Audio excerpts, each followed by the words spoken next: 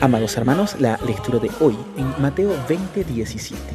Subiendo Jesús a Jerusalén, tomó a sus 12 discípulos aparte en el camino y les dijo: He aquí, subimos a Jerusalén, y el Hijo del Hombre será entregado a los principales sacerdotes y a los escribas, y le condenarán a muerte.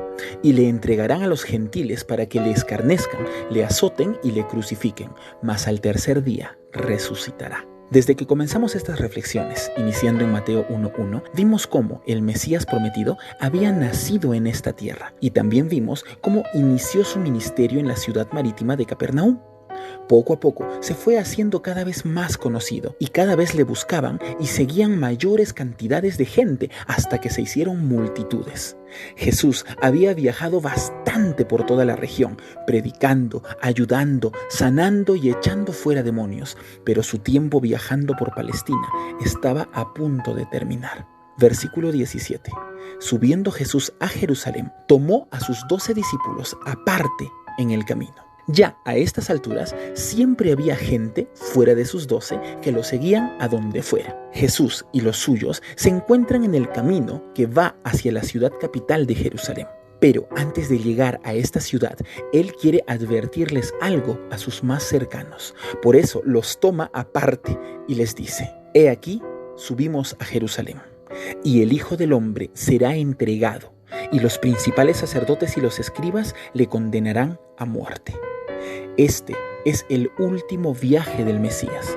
No saldría vivo de Jerusalén, y él lo sabía muy bien. Entonces, una vez más, anunció su muerte, pero en esta vez les dio aún más detalles, pues debían estar preparados para lo que se les venía. Pero no debe sorprendernos que los discípulos oyeran, pero no quisieran escuchar. Lo cierto es que a ellos, sus discípulos, no debió haberles sorprendido lo que poco tiempo después sucedió en Jerusalén, pero sí los sorprendió. ¿Por qué? Por algo que muchas veces también nos sucede a nosotros. Oímos mucho, pero solo escuchamos lo que queremos escuchar. Versículo 18. El Hijo del Hombre será entregado. Jesús estaba hablando en tercera persona para darle solemnidad a sus palabras. Pero, ¿por qué se llama a sí mismo Hijo del Hombre? ¿Acaso no es más bien Él, junto a Adán, el único hombre que no nació de otro hombre? Los lugares en donde Jesús hace referencia a sí mismo como el Hijo del Hombre son numerosas, pero la que se encuentra en Marcos 13:26 es una de las más gloriosas e impresionantes. Entonces verán al Hijo del Hombre que vendrá en las nubes con gran poder y gloria. Pero, ¿de dónde viene este título? El Hijo del Hombre es una referencia directa a una de las profecías mesiánicas más conocidas y difundidas entre los judíos de su época.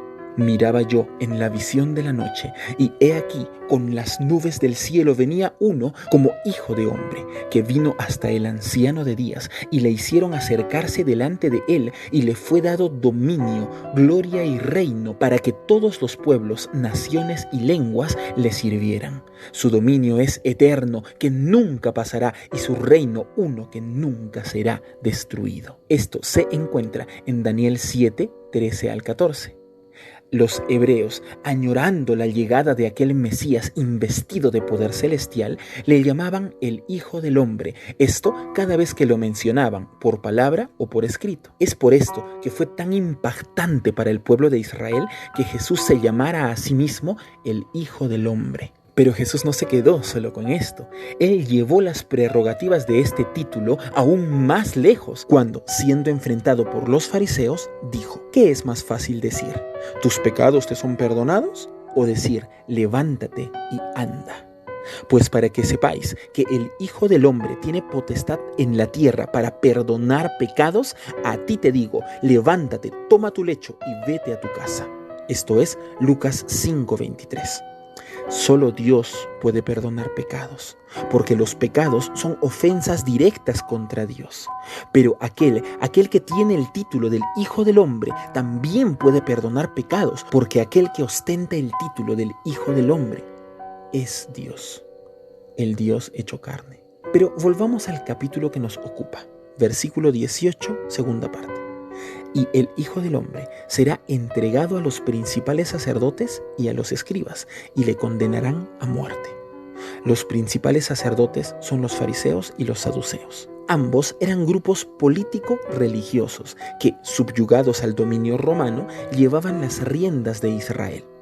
Pero también menciona a los escribas, cuya función principal era hacer a mano las copias de los rollos sagrados. Al grupo de los escribas solo podían ingresar los más grandes eruditos de las sagradas escrituras. Estamos hablando de la élite religiosa de Israel. Y estos, que debieron ser los primeros en reconocer las señales del Mesías, que se hacían todas realidad en Jesús, fueron más bien sus opositores más acérrimos. Y es que no hay peor ciego que el que no quiere ver. ¿Quién ha creído a nuestro anuncio y sobre quién se ha manifestado el brazo de Jehová?, decía Isaías 53. A lo suyo vino y los suyos no le recibieron, explica Juan 1:11. Fueron los suyos los que le rechazaron y fueron los suyos los que lo condenaron al peor de los martirios, la sangrienta e ignominiosa cruz. Y le entregarán a los gentiles para que le escarnezcan, le azoten y le crucifiquen. Continúa diciendo nuestro texto.